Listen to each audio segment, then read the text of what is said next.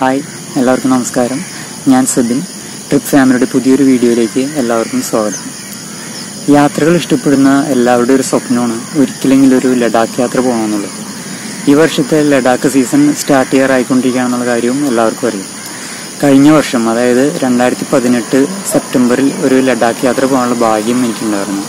അപ്പോൾ മാക്സിമം ചിലവ് കുറഞ്ഞ രീതിയിൽ ട്രെയിനിലും ബസ്സിലും ഷെയർ ടാക്സിയിലും ബൈക്കിലും ഒക്കെ ആയിട്ടാണ് ഞാൻ ആ ട്രിപ്പ് പോയത്.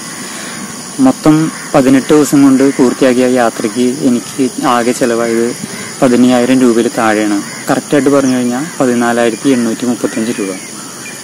അപ്പോൾ അന്ന് ചാനൽ തുടങ്ങാനോ വ്ളോഗ് ചെയ്യാനോ എന്നുള്ള ഐഡിയ എനിക്കുണ്ടായിരുന്നില്ല. എന്നാലും ഞാൻ കുറച്ച് വീഡിയോസ് എടുത്തിരുന്നു. അപ്പോൾ അന്നത്തെ ആ യാത്രയിൽ എനിക്ക് വന്ന പ്രധാനപ്പെട്ട ചിലവുകളും ഞാൻ പോയ സ്ഥലങ്ങളും ഞാൻ യാത്ര ചെയ്ത രീതിയും ഞാൻ കണ്ട കാഴ്ചകളും എൻ്റെ അനുഭവങ്ങളും ഒക്കെയാണ് ഈ വീഡിയോയിലുള്ളത്. അപ്പോൾ എല്ലാവരും കാണുക, കണ്ടിട്ട് നിങ്ങളുടെ അഭിപ്രായങ്ങൾ കമൻറ്റ് ചെയ്യുക. ട്രിപ്പ് പോകാൻ തീരുമാനിച്ചതിന് ശേഷം എനിക്കുണ്ടായിരുന്ന 2 വലിയ സംശയങ്ങളായിരുന്നു. ഒന്ന്, എത്ര ദിവസം വേണ്ടി വരും, 2 എത്ര രൂപ വേണ്ടി വരും. ഈ 2 കാര്യങ്ങളെക്കുറിച്ചും എനിക്ക് വലിയ ഐഡിയ ഉണ്ടായിരുന്നില്ല. അപ്പോൾ ഞാൻ എന്താ ചെയ്തതെന്ന് വെച്ച് കഴിഞ്ഞാൽ, ഓരോ ട്രാവൽ ഗ്രൂപ്പുകളിലെല്ലാം ലഡാക്ക് പോസ്റ്റുകൾ ഇടുന്നവരെ പേഴ്സണലായിട്ട് കോൺടാക്ട് ചെയ്യുകയും അവരോട് എൻ്റെ സംശയങ്ങൾ ചോദിക്കുകയും അവരുടെ അഭിപ്രായങ്ങൾ ചോദിക്കുകയൊക്കെയാണ് ഞാൻ ചെയ്തത്. അപ്പോൾ എന്നെ നല്ല രീതിയിൽ സഹായിച്ച ഒരുപാട് പേരുണ്ട് കേട്ടോ. എന്നെ ഒരു മുൻപരിചയം ഇല്ലാതിരുന്നിട്ടും ഗൾഫിൽ നിന്ന് വിളിച്ച് സംസാരിച്ചവരുണ്ട്, ഞാൻ നേരിട്ട് പോയി കണ്ടവരുണ്ട്. അങ്ങനെ ഒരുപാട് പേരുണ്ട്. ഈ യാത്രകൾ ഇഷ്ടപ്പെടുന്ന എല്ലാവർക്കും അത് മറ്റുള്ളവർക്ക് പറഞ്ഞു കൊടുക്കാനും ഭയങ്കര ഇഷ്ടമുള്ള കാര്യം തന്നെയാണ്. അപ്പോൾ അവരെല്ലാവരെയും ഈ ഒരു അവസരത്തിൽ ഞാൻ ഒരിക്കൽ കൂടി നന്ദിയോടുകൂടി ഓർക്കണം. അങ്ങനെ ഞാനൊരു പ്ലാനൊക്കെ റെഡിയാക്കി ഞാനും എൻ്റെ കൂടെ പഠിച്ചിരുന്ന ഷൈജു എന്ന് പറഞ്ഞൊരു സുഹൃത്തും കൂടിയാണ് ഈ ട്രിപ്പ് പോയത്. അപ്പോൾ നമ്മൾ 2 പേരും ഒരുമിച്ച് പോകുമ്പോൾ ഒരു ഗുണം എന്താണെന്ന് വെച്ച് കഴിഞ്ഞാൽ, നമുക്ക് പല കാര്യങ്ങളിലും ഈ റൂം റെൻറ്റ്, ബൈക്ക് റെൻറ്റ്, അങ്ങനത്തെ കാര്യങ്ങളൊക്കെ വരുമ്പോൾ നമുക്ക് ചിലവ് ഒന്നുകൂടെ കുറയ്ക്കാൻ പറ്റും. സോളോ പോകുന്ന ഒരു പ്രത്യേക ഫീൽ തന്നെയാണ്. പക്ഷെ നമുക്ക് ചിലവ് മാക്സിമം കുറയ്ക്കണമെന്നുണ്ടെങ്കിൽ ഒരാളുകൂടി കൂടെ ഉണ്ടെങ്കിൽ അത് ഗുണമാണ്. അങ്ങനെ ഞങ്ങൾ ആലുവയിൽ നിന്നാണ് ഞങ്ങളുടെ യാത്ര സ്റ്റാർട്ട് ചെയ്തത്. ആലുവയിൽ നിന്ന് ജമ്മു വരെ ഞങ്ങൾ ഹിമസാഗർ എക്സ്പ്രസ്സിനാണ് പോയത്. ഏകദേശം 950 രൂപയാണ് സ്ലീപ്പറിന് വരുന്ന റേറ്റ്. ഒരു 65 മണിക്കൂർ പിടിക്കുന്നൊരു യാത്രയാണത്. നമ്മളൊരു വെള്ളിയാഴ്ച രാത്രി 9 മണിക്ക് ആലുവയിൽ നിന്ന് കയറി കഴിഞ്ഞാൽ തിങ്കളാഴ്ച ഉച്ചയ്ക്കാണ് നമ്മൾ ജമ്മുവിലെത്തുക. അപ്പോൾ ഹിമസാഗർ എക്സ്പ്രസ്സിന് പോകാൻ ഉദ്ദേശിക്കുന്നവരുണ്ടെങ്കിൽ മാക്സിമം നേരത്തെ ടിക്കറ്റ് ബുക്ക് ചെയ്യുക. ഞങ്ങളൊരു ഏകദേശം 1.5 മാസം മുമ്പ് ബുക്ക് ചെയ്തിട്ട് വരെ വെയിറ്റിംഗ് ലിസ്റ്റാണ് കിട്ടിയത്. വെയിറ്റിംഗ് ലിസ്റ്റ് 12-13 വരുന്നത്. അത് ക്യാൻസലേഷൻ ആ ട്രെയിനിൽ വളരെ കുറവാണ്. ഞങ്ങൾക്ക് പോകുന്ന ടൈമായിട്ടും കൺഫേം ആയിട്ടുണ്ടായിരുന്നില്ല. പിന്നെ ഒരു സുഹൃത്തിനെ കൊണ്ടാണ് കൺഫേം ചെയ്യിച്ചെടുത്തത്. ആ ട്രെയിൻ യാത്രയിൽ വെച്ച് തന്നെ ഞങ്ങൾക്ക് 2 പുതിയ സുഹൃത്തുക്കൾ കിട്ടി. അവരും ലഡാക്കിലേക്ക് തന്നെ ആയിരുന്നു. അവരവരുടെ ബൈക്ക് ആ ട്രെയിനിൽ തന്നെ പാഴ്സൽ ചെയ്തിട്ടുണ്ടായിരുന്നു. അപ്പോൾ ഞങ്ങൾ ജമ്മുവിലെത്തി ആദ്യം ചെയ്തത് അവിടുത്തെ സിം എടുക്കുകയാണ് ചെയ്തത്. എല്ലാവർക്കും അറിയാം, നമ്മുടെ നാട്ടിൽ പ്രീപെയ്ഡ് സിം കാശ്മീരിൽ വർക്ക് ചെയ്യില്ല. പോസ്റ്റ് പെയ്ഡ് മാത്രമേ അവിടെ വർക്ക് ചെയ്യുള്ളൂ. അല്ലാന്നുണ്ടെങ്കിൽ നമ്മൾ അവിടെ ചെന്നിട്ട് അവിടുത്തെ പ്രീപെയ്ഡ് സിം എടുക്കണം. അപ്പോൾ അവിടെ എയർടെല്ലും BSNL റേഞ്ച് കൂടുതലുള്ളത്. അപ്പോൾ എയർടെല്ലാണെങ്കിൽ ടൗൺ ഏരിയകളിൽ, ഇപ്പോൾ ജമ്മു, ശ്രീനഗർ, കാർഗിൽ അല്ലേ, അങ്ങനെയുള്ള ടൗണിലെല്ലാം എയർടെൽ റേഞ്ച് ഉണ്ട്. ഉള്ളേരിയയിലോട്ട് പോയി കഴിഞ്ഞാൽ എയർടെൽ റേഞ്ച് കുറവാണ്. BSNL കൂടുതൽ റേഞ്ച് ഉള്ളത്. അപ്പോൾ ഞങ്ങൾ എയർടെൽ സിമ്മാണ് എടുത്തത്. ഞങ്ങൾക്ക് BSNL കിട്ടിയില്ല. ഏകദേശം ഒരു 350 രൂപയാണ് സിമ്മിന് വരുന്ന റേറ്റ്. അതിൽ തന്നെ നമുക്ക് കോൾ ചെയ്യാനുള്ളതും നെറ്റും സംഭവം ഓഫറെല്ലാം ഉണ്ടാവും. റെയിൽവേ സ്റ്റേഷനിൽ നമ്മൾ പുറത്തേക്ക് ഇറങ്ങിക്കഴിഞ്ഞാൽ നമുക്ക് ബസ് സ്റ്റാൻഡിലേക്ക് പോകാനായിട്ട് ഇഷ്ടംപോലെ മിനി ബസ്സുകൾ കിട്ടും. 15 രൂപയാണ് ബസ്സിൻ്റെ റേറ്റ്. അപ്പോൾ നമ്മൾ ബസ് സ്റ്റാൻഡിലേക്ക് എത്തിക്കഴിഞ്ഞാൽ അവിടെ ബസ് സ്റ്റാൻഡിൻ്റെ ഫ്രണ്ടിൽ തന്നെ ഇഷ്ടംപോലെ ഷെയർ ടാക്സികളുണ്ട്.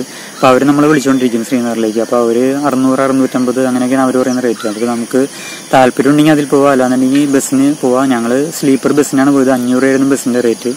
അപ്പോൾ ബസ് എടുക്കുന്നത് രാത്രിയാണ്. രാത്രി ഏകദേശം 9-9 ആ ഒരു ടൈമിലാണ് ബസ് എടുക്കുന്നത്. അപ്പോൾ ഞങ്ങൾക്ക് കുറച്ച് സമയം കിട്ടി. ആ സമയത്തോടെ ഞങ്ങൾ അവിടെ ഉള്ളൊരു പാർക്കിൽ പോയി. നല്ലൊരു പാർക്കായിരുന്നു. ആ പാർക്ക് കണ്ട് അത് കഴിഞ്ഞിട്ട് ഞങ്ങൾ അവിടെ ഉള്ളൊരു ഗുരുദ്വാരയിൽ കയറി. അതൊരു ഭയങ്കര ഒരു അനുഭവമായിരുന്നു കേട്ടോ. കാരണം എന്നോട് പലരും പറഞ്ഞിട്ടുണ്ടായിരുന്നു അവിടെ ഇഷ്ടംപോലെ ഗുരുദ്വാരകളുണ്ടാവും, അപ്പോൾ പറ്റുമെന്നുണ്ടെങ്കിൽ അതിൽ കയറണം എന്ന് പലരും പറഞ്ഞിട്ടുണ്ടായിരുന്നു. അപ്പോൾ അത് കയറാൻ പറ്റി. നമ്മളവിടെ ചെല്ലുമ്പോൾ ഭയങ്കര ഒരു പ്രത്യേക ഫീലാണ്. അവർ നമ്മളെ സ്വീകരിക്കുന്നതും നമുക്ക് ഭക്ഷണം തരുന്നതും അവിടുത്തെ ഒരു അറ്റ്മോസ്ഫിയറും എല്ലാം ഒരു പ്രത്യേക രസമാണ്. അപ്പോൾ പറ്റുമെന്നുണ്ടെങ്കിൽ പോകുന്നവർ ഗുരുദ്വാരയിലൊന്ന് കയറാൻ ശ്രമിക്കാം. അപ്പോൾ ഞങ്ങളതൊക്കെ കഴിഞ്ഞ് രാത്രി ഏകദേശം 9:00 ആയപ്പോഴേക്കും ഞങ്ങൾ ശ്രീനഗറിലേക്ക് ഞങ്ങളുടെ ബസ് സ്റ്റാർട്ട് ചെയ്തു. അപ്പോൾ രാവിലെ പിറ്റേ ദിവസം രാവിലെ ഒരു 6-6:30 ആ ഒരു ടൈമായിരിക്കും ഞങ്ങൾ ശ്രീനഗർ എത്തി. ശ്രീനഗർ ടൗൺ എത്തുന്നതിന് കുറച്ച് മുമ്പുള്ളൊരു സ്ഥലം വരെയാണ് ബസ് സർവീസ് ഉള്ളത്. അപ്പോൾ നമ്മളവിടെ നിന്ന് ജസ്റ്റ് പുറത്തേക്ക് ഇറങ്ങി കഴിഞ്ഞാൽ നമുക്ക് ടാറ്റാ സുമോ പോലുള്ള വണ്ടികൾ കിട്ടും. ഒരു 15 രൂപ കൊടുത്തു കഴിഞ്ഞാൽ അതിൽ കയറി നമുക്ക് ടൗണിലെത്താം. അങ്ങനെ ഞങ്ങൾ ടൗണിലെത്തി. ആദ്യം ഞങ്ങൾ പോയത് ദാൽ ലേക്കിലേക്കാണ്. അപ്പോൾ അവിടെ ചെല്ലുമ്പോഴേക്കും റൈഡുകളൊന്നും തുടങ്ങിയിട്ടില്ല. രാവിലെ ടൈമായി വന്നുള്ളൂ. അപ്പോൾ ഞങ്ങൾ അവിടെ നിന്ന് ഫ്രഷായി അത് കഴിഞ്ഞ് വന്ന്. അപ്പോൾ അവർ ആദ്യം വലിയ റേറ്റൊക്കെയാണ് പറഞ്ഞത്. അപ്പോൾ ഞങ്ങൾ താല്പര്യം കാണിച്ചില്ല. അങ്ങനെ റേറ്റ് കുറച്ച് ഒരു മണിക്കൂറിന് 400 രൂപ റേറ്റിനാണ് ഞങ്ങൾ ഷിക്കാര റൈഡ് പോയത്. അപ്പോൾ 1 മണിക്കൂർ നമുക്ക് അവിടേക്ക് അവർ ചുറ്റി കറങ്ങി കാണാൻ അവർ കാണിക്കും ഫുള്ള്. പിന്നെ ആ പോകുന്ന യാത്രയിൽ തന്നെ ഇഷ്ടംപോലെ കച്ചവടക്കാർ വരും നമ്മുടെ അടുത്ത്. അപ്പോൾ ഈ ഒരുപാട് സാധനങ്ങൾ, കുങ്കുമപ്പൂവ് അങ്ങനെയുള്ള സാധനങ്ങൾ, പിന്നെ നമുക്ക് കാശ്മീരി ഡ്രസ്സിൽ ഫോട്ടോ എടുക്കണമെങ്കിൽ വള്ളത്തിൽ വെച്ചാൽ ഫോട്ടോ എടുക്കണമെങ്കിൽ അതിനുള്ള സെറ്റപ്പ്, അങ്ങനെയുള്ള കാര്യങ്ങളൊക്കെ ആയിട്ട് വരും. അപ്പോൾ നമുക്ക് താല്പര്യം ഉണ്ടെങ്കിൽ അതൊക്കെ ചെയ്യാം. അപ്പോൾ ഞങ്ങളതൊക്കെ കറങ്ങി കണ്ട് അത് കഴിഞ്ഞ് തിരിച്ചെത്തി. പിന്നെ ശ്രീനഗർ ടൗണൊക്കെ ഒന്ന് കറങ്ങി. അപ്പോൾ അത് കഴിഞ്ഞ് അന്ന് തന്നെ സോനാമാർഗിലേക്ക് പോകാനായിരുന്നു ഞങ്ങളുടെ പ്ലാൻ. അപ്പോൾ ഞങ്ങൾ അന്വേഷിച്ച് കഴിഞ്ഞപ്പോൾ ഡയറക്റ്റ് ബസ് കിട്ടാൻ ബുദ്ധിമുട്ടാണെന്ന് പറഞ്ഞു. അപ്പോൾ അതുകൊണ്ട് ഞങ്ങൾ അവിടെ നിന്ന് ശ്രീനഗറിൽ നിന്ന് സൗറ എന്ന് പറഞ്ഞൊരു സ്ഥലം വരെ ബസ് കയറി. അതൊരു 15 രൂപയുടെ ഓട്ടോ ഉള്ളൂ. അവിടെ നിന്ന് കങ്കൺ എന്ന് പറഞ്ഞ സ്ഥലത്തേക്ക് ബസ് കിട്ടും. അതൊരു 30 രൂപയുടെ ഓട്ടോ ഉണ്ട്. അവിടെ കങ്കണെത്തി അവിടെ നിന്ന് നമുക്ക് ഇഷ്ടംപോലെ ഷെയർ ടാക്സികൾ കിട്ടും. അവിടെ നിന്നൊരു 90 രൂപ കൊടുത്തു കഴിഞ്ഞാൽ നമുക്ക് സോനാമാർഗിലെത്താം. അങ്ങനെ ഞങ്ങൾ സോനാമാർഗിലെത്തി. അപ്പോൾ സോനാമാർഗ് എത്തിക്കഴിഞ്ഞപ്പോൾ ഞങ്ങൾക്ക് അന്ന് അവിടെ സ്റ്റേ ചെയ്യണമെന്നുണ്ടായിരുന്നു. അല്ല, കാർഗിലേക്ക് ബസ് കിട്ടുകയാണെങ്കിൽ വൈകുന്നേരം തന്നെ കാർഗിലേക്ക് പോകണമെന്നുണ്ടായിരുന്നു. അപ്പോൾ ഞങ്ങൾ അന്വേഷിച്ച് കഴിഞ്ഞപ്പോൾ കാർഗിലേക്ക് ആ സമയത്ത് വണ്ടിയൊന്നുമില്ല. അപ്പോൾ ഞങ്ങളിങ്ങനെ നിൽക്കുന്ന സമയത്ത് അവിടെ border road organisation BR bus എടുപ്പുണ്ടായിരുന്നു. അപ്പോൾ 2 ഹിന്ദിക്കാർ പറഞ്ഞ് അവരോടൊന്ന് ചോദിച്ചു നോക്കാൻ പറഞ്ഞു. അപ്പോൾ അങ്ങനെ ഞങ്ങളിന്നൊരു പട്ടാളക്കാരനോട് ചോദിച്ചു. അപ്പോൾ ആൾ പറഞ്ഞു പറ്റില്ല, അങ്ങനെ കൊണ്ടുപോകാൻ പറ്റില്ല എന്ന് പറഞ്ഞു. അപ്പോൾ ഞങ്ങൾ അത് കഴിഞ്ഞ് അവിടെ തന്നെ നിൽക്കുന്ന സമയത്ത് ആ ഓഫീസർ ഞങ്ങൾ വീണ്ടും വിളിച്ചു. അപ്പോൾ പുള്ളി പറഞ്ഞു ബസ്സിൽ സീറ്റൊന്നുമില്ല, ഏകദേശം ഒരു 4-5 മണിക്കൂർ യാത്രയുണ്ട്, പിന്നെ താഴെ ഇരുന്ന് പോകേണ്ടി വരും, പറ്റുമെന്ന് ചോദിച്ചു. അപ്പോൾ ഞങ്ങളപ്പോൾ തന്നെ ഓക്കെ പറഞ്ഞു. അങ്ങനെ പുള്ളി സമ്മതിച്ചു. അങ്ങനെ ഞങ്ങൾ ആ ബസ്സിലാണ് കാർഗിൽ വരെ പോയത്. അതൊരു പ്രത്യേക അനുഭവമായിരുന്നു കേട്ടോ. നമ്മൾ പട്ടാളക്കാരോടൊപ്പം അങ്ങനെ പോകാനുള്ളൊരു ഭാഗ്യം കിട്ടി. അപ്പോൾ ഏകദേശം ഒരു 6:30 ആയപ്പോൾ ഞങ്ങൾ സ്റ്റാർട്ട് ചെയ്തിട്ട് ഒരു 10-11 മണി ആയി ഞങ്ങൾ കാർഗിലെത്തിയപ്പോൾ. അതിനിടയിൽ ഞങ്ങൾ ദ്രാസിൽ ഫുഡ് കഴിക്കാൻ ഇറങ്ങിയിരുന്നു. അപ്പോൾ ആ സമയത്ത് ബസ്സിലുള്ള പട്ടാളക്കാരൊക്കെ പരിചയപ്പെട്ടപ്പോൾ അതിൽ 2-3 മലയാളികൾ ഉണ്ടായിരുന്നു. അങ്ങനെ കുറച്ച് സമയം അവരോടൊക്കെ കൂടെ സ്പെൻഡ് ചെയ്യാൻ പറ്റി. അതൊരു ഭയങ്കര അനുഭവമായിരുന്നു. അങ്ങനെ ഞങ്ങൾ അന്നത്തെ ദിവസം കാർഗിലിൽ സ്റ്റേ ചെയ്ത്. റൂമിനൊന്നും വലിയ റെൻ്റൊന്നുമില്ല, 500 രൂപയ്ക്ക് നമുക്ക് നല്ല റൂം കിട്ടും. അപ്പോൾ പിറ്റേ ദിവസം ഞങ്ങൾക്ക് സുരുവാലി ഭാഗത്തേക്ക് പോകാനായിരുന്നു പ്ലാൻ. അപ്പോൾ ഞങ്ങൾ അന്വേഷിച്ച് കഴിഞ്ഞപ്പോൾ അവർ പറഞ്ഞു അടുത്ത ദിവസങ്ങളിൽ അവിടെ മുഹറത്തിൻ്റെ അവധിയാണ്, അതുകൊണ്ട് ബസ്സൊന്നും ഉണ്ടാവില്ല, നിങ്ങൾ പോയി കഴിഞ്ഞ് ബുദ്ധിമുട്ടായിരിക്കും എന്ന് പറഞ്ഞു. പക്ഷെ ഞങ്ങളെന്നാലും പോയി നോക്കാൻ തീരുമാനിച്ചു. അങ്ങനെ പിറ്റേ ദിവസം രാവിലെ ഞങ്ങൾ ബസ് സ്റ്റാൻഡിലെത്തിയപ്പോൾ ബസ്സൊന്നുമില്ല. അങ്ങനെ ഞങ്ങൾ കുറച്ച് നടന്ന് അപ്പോൾ ഞങ്ങൾക്കൊരു ഷെയർ ടാക്സി കിട്ടി. സംഗു എന്ന് പറഞ്ഞ സ്ഥലം വരെ ഒരു ഷെയർ ടാക്സി കിട്ടി. അപ്പോൾ ഈ സംഗു ചെന്ന് കഴിയുമ്പോഴും വണ്ടിയൊന്നുമില്ല അവിടെ നിന്ന്. പിന്നെ ഞങ്ങളവിടെ കുറച്ച് നടന്ന് അവിടെ ഒരു പോലീസ് സ്റ്റേഷൻ ഉണ്ട്. അപ്പോൾ പോലീസ് സ്റ്റേഷനിൽ എത്തിക്കഴിഞ്ഞപ്പോൾ അവിടെ ഒരു പോലീസുകാരൻ വന്ന് ഞങ്ങളെ സഹായിച്ച്. പുള്ളി റോഡിൽ വന്ന് നിന്നിട്ട് പോകുന്ന വണ്ടികളെല്ലാം കൈ കാണിച്ച് ചോദിച്ചുകൊണ്ട് ഞങ്ങൾക്ക് പറ്റിയ വണ്ടി ഉണ്ടോയെന്ന്. അപ്പോൾ അങ്ങനെ അവസാനം ഞങ്ങൾക്കൊരു കാറിൽ ലിഫ്റ്റ് കിട്ടി. പാനിഗർ എന്ന് പറഞ്ഞ സ്ഥലം വരെ ഞങ്ങൾക്ക് ലിഫ്റ്റ് കിട്ടി. അങ്ങനെ ഞങ്ങൾ പാനിഗറിലെത്തി. പാനിഗറിലൊരു ടൂറിസ്റ്റ് ബംഗ്ലാവിലാണ് ഞങ്ങൾ സ്റ്റേ ചെയ്തത്. വലിയ റെൻ്റൊന്നുമില്ല, 400 രൂപയുള്ളൂ ഒരു ദിവസത്തെ റെൻറ്റ്. അപ്പോൾ ഞങ്ങൾക്ക് 2 ദിവസം അവിടെ സ്റ്റേ ചെയ്യേണ്ടി വന്നു. കാരണം പിറ്റേ ദിവസം ബസ്സൊന്നും ഉണ്ടായിരുന്നില്ല. അവിടെ മുഹറം ഭയങ്കര ആഘോഷമാണ്. അവിടെ ഈ ഷിയ വിഭാഗത്തിൽ പെടുന്ന മുസ്ലിംസാണ് കൂടുതലുള്ളത്. അപ്പോൾ അവരുടെ ഏറ്റവും വലിയ ആഘോഷമാണ് ഈ മുഹറം. നമ്മുടെ നാട്ടിലൊരു ഹർത്താലിൻ്റെ പോലത്തെ ഒരു പ്രതീതിയാണ്. കടകളൊന്നും ഉണ്ടാവില്ല, ബസ്സൊന്നും ഉണ്ടാവില്ല, അങ്ങനത്തെ ഒരു അവസ്ഥയാണ്. അപ്പോൾ പിറ്റേ ദിവസം അവരുടെ ഒരു ഘോഷയാത്രയും സംഭവങ്ങളൊക്കെ ഉണ്ട്. അപ്പോൾ ഞങ്ങൾക്ക് അതൊക്കെ കാണാൻ പറ്റി. അതെങ്ങനെയാണെന്ന് വെച്ച് കഴിഞ്ഞാൽ പുരുഷന്മാരുടെ സ്ത്രീകളുടെയും വേറെ വേറെ ആയിട്ടാണ് പോണത്. അത് ഈ പുരുഷന്മാരുടെ കയ്യിലൊരു ചെങ്ങല പോലത്തെ ഒരു സാധനം ഉണ്ടാവും. ആ സാധനം വെച്ച് അവർ ഇങ്ങനെ പുറത്തിട്ട് അടിച്ചുകൊണ്ടിരിക്കും. പുറത്തിട്ട് അടിച്ചിങ്ങനെ പൊട്ടി ചോരയൊക്കെ ഒഴുകിക്കൊണ്ടിരിക്കും. അങ്ങനത്തെ ഒരു സംഭവമാണത്. അപ്പോൾ അവിടെ എല്ലാ സെറ്റപ്പും ഉണ്ട്. അവിടെ ആംബുലൻസും ഡോക്ടറും നഴ്സും എല്ലാ സൗകര്യങ്ങളെല്ലാം ഉണ്ട്. സ്ത്രീകളുടെ എങ്ങനെയാണെന്ന് വെച്ച് കഴിഞ്ഞാൽ അവരൊരു പാട്ടുണ്ട്. ആ പാട്ടിൻ്റെ താളത്തിനനുസരിച്ച് ഇങ്ങനെ നെഞ്ചത്തിട്ട് കൈ വെച്ചിങ്ങനെ അടിച്ചുകൊണ്ടിരിക്കും. അതിങ്ങനെ പതുക്കൊന്നുമല്ല, ഭയങ്കര മുറുക്കിയാണ് അടിക്കുന്നത്. നമ്മളിപ്പോൾ അകലേന്ന് പറയുകയാണെങ്കിൽ തന്നെ നമ്മൾ ആ പാട്ടിനേക്കാളും കൂടുതൽ കേൾക്കുന്നത് ഇവർ നെഞ്ചത്തടിക്കുന്ന ശബ്ദമാണ് നമ്മൾ കേൾക്കുന്നത്. ഒരേ താളത്തിൽ ഇങ്ങനെ അവർ അടിച്ചുകൊണ്ടിരിക്കും. അപ്പോൾ അങ്ങനെ ആ ആഘോഷങ്ങൾ കാണാനുള്ള ഒരു ഭാഗ്യം ഉണ്ടായിരുന്നു. അപ്പോൾ അത് കഴിഞ്ഞ് അതിൻ്റെ പിറ്റേ ദിവസമാണ് ഞങ്ങൾക്ക് തിരിച്ചു വരാൻ പറ്റിയത്. അത് കഴിഞ്ഞ് പിറ്റേ ദിവസമാണെങ്കിൽ നോർമൽ കണ്ടീഷനായി രാവിലെ തുടങ്ങി നമുക്ക് ഷെയർ ടാക്സിയിൽ കിട്ടും. കാർഗിലേക്ക് ഒരു 125 രൂപ കൊടുത്ത് കഴിഞ്ഞാൽ നമുക്ക് ഈ പാനിഗറിൽ നിന്ന് കാർഗിലെത്താം. അങ്ങനെ പിറ്റേ ദിവസം രാവിലെ ഞങ്ങൾ കാർഗിലെത്തി കഴിഞ്ഞപ്പോൾ ആ സമയത്ത് ലേയിലേക്ക് ബസ്സൊന്നുമില്ല. അപ്പോൾ ഷെയർ ടാക്സികളുണ്ട്. അപ്പോൾ അവർ ആദ്യം വലിയ റേറ്റൊക്കെ ആയിരിക്കും പറയണത്. ഫ്രണ്ട് സീറ്റാണെങ്കിൽ 1000 രൂപയ്ക്ക് മുകളിലേക്കൊക്കെ പറയും. ഇന്നോവ, സൈലോ അങ്ങനത്തെ വണ്ടികളൊക്കെയാണ്. അപ്പോൾ ബാക്ക് സീറ്റാണ് റേറ്റ് കുറവ്. ബാക്ക് സീറ്റ് ഞങ്ങളുടെ അടുത്ത് ആദ്യം 700-750 ആ റേറ്റൊക്കെ പറഞ്ഞു. അപ്പോൾ ഞങ്ങൾ കയറിയില്ല. ഞങ്ങളിങ്ങനെ നിന്ന് അവസാനം ബാർഗെയിൻ ചെയ്ത് ഞങ്ങൾക്ക് 600 രൂപയ്ക്ക് ഇന്നോവ ബാക്ക് സീറ്റ് കിട്ടി. അങ്ങനെ ആ വണ്ടിയിലാണ് ഞങ്ങൾ ലേയിലെത്തിയത്. അപ്പോൾ ലേയിലെത്തി കഴിഞ്ഞപ്പോൾ ഞങ്ങൾ റൂം അന്വേഷിച്ച് കഴിഞ്ഞപ്പോൾ ഭയങ്കര റേറ്റ്. ടൗണിലൊക്കെ 1000 രൂപ മുകളിലേക്കാണ് റേറ്റ്. അപ്പോൾ ഞങ്ങളുടെ കൂടെ ട്രെയിനിലുണ്ടായിരുന്ന ഞങ്ങളുടെ സുഹൃത്തുക്കൾ ആ സമയത്ത് ലേയിലുണ്ടായിരുന്നു. അപ്പോൾ അവർ വിളിച്ച് കഴിഞ്ഞപ്പോൾ അവർ താമസിക്കുന്നത് ടൗണിൽ നിന്ന് കുറച്ച് നീങ്ങിയിട്ടാണ്. അപ്പോൾ അവിടെ എന്തോ ഒരു 800 ചില്ലാൻ രൂപ അങ്ങനെ ഒരു റേറ്റ് റൂം ഉണ്ടായിരുന്നുള്ളൂ. അപ്പോൾ ഞങ്ങൾ അവരെ വിളിച്ചിട്ട് അവിടെ റൂം എടുത്ത് അവരുടെ കൂടെയായിരുന്നു അന്ന് സ്റ്റേ ചെയ്തത്. പിറ്റേ ദിവസം എഴുന്നേറ്റ് ഞങ്ങൾ ആദ്യം ചെയ്തത് പെർമിറ്റ് റെഡിയാക്കലാണ്. കാരണം നമ്മൾ ലേയിലെത്തിക്കഴിഞ്ഞാൽ നമ്മൾ പിന്നെ ഏത് സ്ഥലത്തേക്ക് പോകണമെന്നുണ്ടെങ്കിൽ നമുക്ക് ഇന്നർ ലൈൻ പെർമിറ്റ് വേണം. അപ്പോൾ ഞങ്ങളൊരു ഏജൻസി ഏൽപ്പിക്കുകയാണ് ചെയ്തത്. ഞങ്ങൾ കർദുംല, നുബ്ര വാലി, പാങ്കോങ്ങിലേക്ക് ഈ 3 സ്ഥലമാണ് പോയത്. അതിനുവേണ്ടിയുള്ള പെർമിറ്റിന് ഞങ്ങൾക്ക് ഒരാൾക്ക് 600 രൂപയാണ് ആയത്. പെർമിറ്റൊക്കെ റെഡിയാക്കി കൊടുത്തിട്ട് ഞങ്ങൾ പോയി ഒരു ബൈക്ക് റെൻറ്റിന് എടുത്തു. അപ്പോൾ ഞങ്ങൾ ബജാജ് അവഞ്ചറാണ് എടുത്തത്. അവഞ്ചറിന് 800 രൂപയാണ് ഒരു ദിവസം റേറ്റ് വരുന്നത്. അപ്പോൾ നമുക്ക് ബൈക്ക് റെൻറ്റിന് എടുക്കണമെന്നുണ്ടെങ്കിൽ നമ്മൾ നമ്മുടെ ഒരു ഒറിജിനൽ ID കാർഡ് അവിടെ കൊടുക്കണം. ഞാൻ ആധാറാണ് കൊടുത്തത്. പിന്നെ നമ്മൾ അവരുടെ 1-2 പേപ്പർ സൈൻ ചെയ്യണം. പിന്നെ നമുക്ക് എത്ര ദിവസത്തേക്കാണ് നമുക്ക് വേണ്ടതെന്ന് വെച്ചാൽ അതിൻ്റെ ഫുൾ റെൻറ്റ് മുൻകൂറായിട്ട് നമ്മൾ അടയ്ക്കണം. ഇത്രയൊക്കെയാണ് അവരുടെ ഫോർമാലിറ്റീസ്. അപ്പോൾ ഞങ്ങൾ റെൻ്റ് എടുത്തു. അപ്പോഴേക്കും ഞങ്ങളുടെ പെർമിറ്റ് എല്ലാം റെഡിയായി. പിന്നെ ഞങ്ങൾ കുറച്ച് സമയം അങ്ങനെ പോയി. അപ്പോൾ ഞങ്ങളൊരു ഒരു 12-12:30 കഴിഞ്ഞു ഞങ്ങൾ ലെയിന് സ്റ്റാർട്ട് ചെയ്തപ്പോൾ. അങ്ങനെ ലെയിൻ ഞങ്ങൾ കർദുങ്കലയിലേക്ക് സ്റ്റാർട്ട് ചെയ്തു. അവിടെ നിന്ന് ഏകദേശം ഒരു 50 കിലോമീറ്റർ ദൂരമാണ് കർദുങ്കലയിലേക്ക്. 50 കിലോമീറ്റർ ഉള്ളുവെങ്കിലും നമ്മളത് ഓടിയെത്താൻ കുറച്ച് സമയം എടുക്കും. ഞങ്ങളൊരു ഏകദേശം 2-3 മണിക്കൂറോളം എടുത്തു. കർദുങ്കല എത്തുന്നതിന് മുമ്പ് തന്നെ നമുക്ക് കാലാവസ്ഥ മാറുന്നത് ശരിക്കും ഫീൽ ചെയ്യും. നല്ല തണുപ്പായി, സ്നോ വീണ് തുടങ്ങി. നമ്മുടെ ജാക്കറ്റിലും ഹെൽമെറ്റിൻ്റെ ഗ്ലാസ്സിലും എല്ലാം സ്നോ വന്നിങ്ങനെ വീണുകൊണ്ടിരിക്കും. ശരിക്കും ഒരു ചാറ്റൽ മഴ പോലെ. അപ്പോൾ അതൊരു ജീവിതത്തിലെ ആദ്യത്തെ അനുഭവം വരുന്നത്. അപ്പോൾ നമ്മൾ കർദുങ്കല ടോപ്പ് എത്തുന്നതോറും സ്നോ കൂടി വന്നാൽ അവസാനം എത്താറായപ്പോഴേക്കും റോഡിലൊക്കെ സ്നോ ആയിട്ട് നമുക്ക് വണ്ടി ഓടിക്കാൻ തന്നെ നല്ല ബുദ്ധിമുട്ടുള്ളൊരവസ്ഥയായിരുന്നു. അങ്ങനെ ഞങ്ങൾ കർദുങ്കല ടോപ്പിലെത്തി.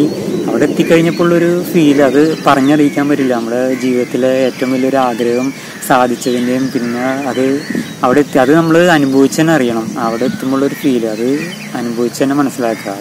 അങ്ങനെ ഞങ്ങൾ ഫോട്ടോസും വീഡിയോസും എല്ലാം എടുത്തു. അവിടെ മാക്സിമം കാണാനുള്ളതെല്ലാം കണ്ടു.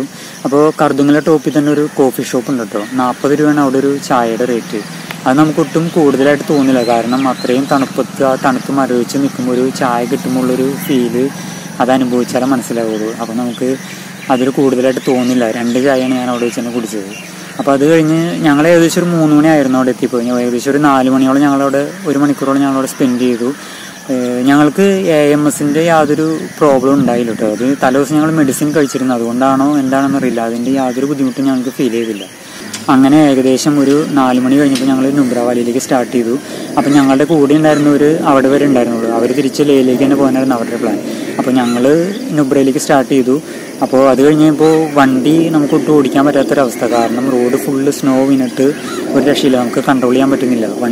വണ്ടിയുടെ ഇഷ്ടത്തിന് പോവാണ്. അപ്പോൾ ഞങ്ങൾ എന്താ ചെയ്തതെന്ന് വെച്ച് കഴിഞ്ഞാൽ ഒരാൾ വണ്ടിയിൽ നിന്ന് ഫസ്റ്റ് ഗിയറിലിട്ട് പതുക്കെ വണ്ടി എടുക്കും.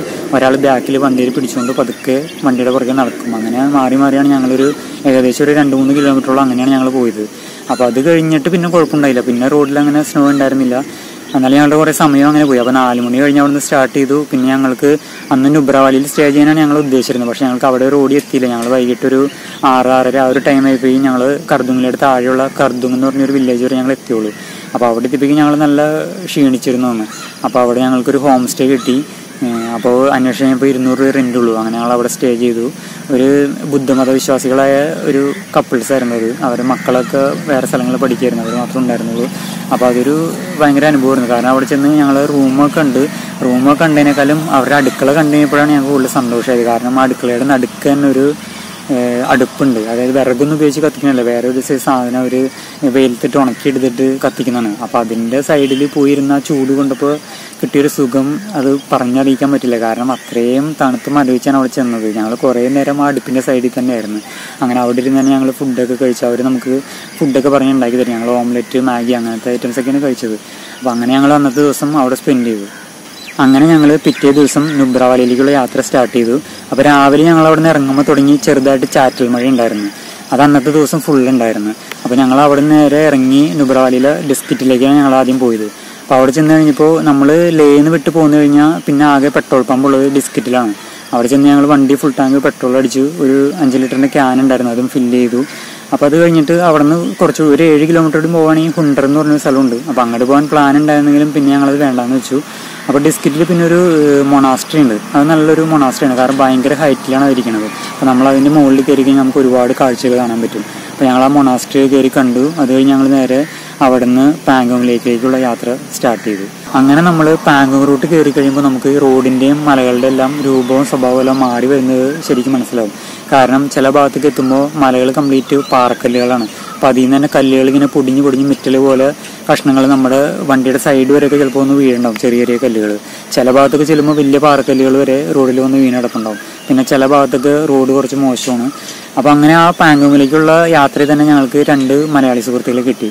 അവർ പിന്നെ ഉള്ള 2 ദിവസം ഞങ്ങളുടെ കൂടെ ഉണ്ടായിരുന്നു. അപ്പോൾ ഞങ്ങളങ്ങനെ പോയി പാങ്കോങ്ങിലേക്ക് എത്തുന്നതിന് ഏകദേശം ഒരു 50 കിലോമീറ്റർ മുമ്പായിട്ട് പാറക്കല്ലുകൾ ഇടിഞ്ഞു വീണിട്ട് റോഡ് ഫുള്ള് ബ്ലോക്ക്. അപ്പോൾ ഞങ്ങളവിടെ ചെന്ന് കഴിഞ്ഞപ്പോൾ അവിടുത്തെ പട്ടാളക്കാർ പറഞ്ഞ് ഇന്ന് പോകാൻ പറ്റില്ല, നാളെ റോഡ് ക്ലീൻ ആവുള്ളൂ എന്ന് പറഞ്ഞു. അപ്പോൾ അങ്ങനെ അന്ന് ഞങ്ങളൊരു ദിവസം അവിടെ സ്റ്റേ എടുക്കേണ്ടി വന്നു. അപ്പോൾ ഞങ്ങൾക്കൊരു ഹോം സ്റ്റേ കിട്ടി. അവിടെ ഞങ്ങൾ 4 പേരോട് ഒരുമിച്ച് ഒരു റൂമിലാണ് സ്റ്റേ ചെയ്തത്. പക്ഷേ ഒരാൾക്ക് 700 വെച്ച്, ഫുഡ് അടക്കം 700 വെച്ച് ഞങ്ങൾ കൊടുക്കേണ്ടി വന്നു. അങ്ങനെ ഞങ്ങൾ പിറ്റേ ദിവസം ഞങ്ങളുടെ യാത്ര വീണ്ടും സ്റ്റാർട്ട് ചെയ്തു. അപ്പോൾ ഞങ്ങൾ തലേ ദിവസം ബ്ലോക്കായ സ്ഥലത്തെത്തി. അവിടെ അപ്പോൾ ക്ലീൻ ചെയ്ത് കഴിഞ്ഞിട്ടുണ്ടായിരുന്നില്ല. ഏകദേശം ഒരു 12 മണി ആയപ്പോഴേക്കാണ് റോഡ് ക്ലീനായി കിട്ടിയത്. അപ്പോൾ അത് കഴിഞ്ഞ് ഞങ്ങൾ പാങ്കോങ് ലേക്കിലേക്കുള്ള യാത്ര വീണ്ടും സ്റ്റാർട്ട് ചെയ്തു. അന്ന് വൈകുന്നേരം ആയപ്പോഴേക്കും ഞങ്ങൾ പാങ്കോങ് ലേക്കിലെത്തി.